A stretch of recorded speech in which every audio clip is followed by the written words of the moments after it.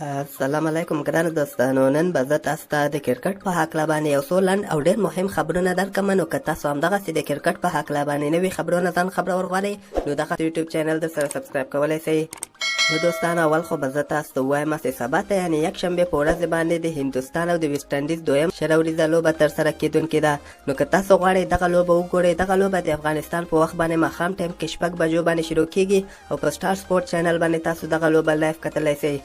او دې نه علاوه به زه تاسو ته ووایم چې سبا ته د شهزاد محمدي دوی لوبه هم ترسره کیدونکې ده چې 14 سوړیګه لیګ چې کوم ده په هغه کې ترسره کیدونکې ده. که تاسو غواړئ دغه لوبه لایف وګورئ نو دغه لوبه زه به تاسو ته ووایم چې د افغانستان په وخت باندې د شپې 10:30 بجې دغه لوبه شروع کیږي او په ډي سپورټ د هندوستان چینل چې کوم ده هغه باندې لایف نشر کیږي او همدغسې په جیو سوپر چې د پاکستان چینل ده په دغه باندې هم دغه لوبه تاسو لایف کتلی شئ.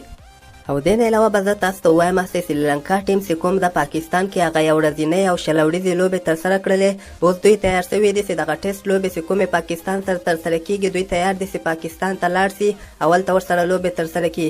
زه به تاسو ته ووایم چې د دوی دغه اولنۍ ټیسټ لوبه چې کومه یوه ده هغه به 11 ډسمبر باندې ترسره کیږي. او دې نه علاوه به زه تاسو ته یو خبر درکړم چې نن د مالدیف او د نیپال یوه لوبه ترسره شوله چې په دغه لوبه کې صرف 9 رنزه ټارګټ مالدیف نیپال ته ورکړی و، یعنې په شروریزه لوبه کې 9 رنزه ټارګټ یې ورکړی و.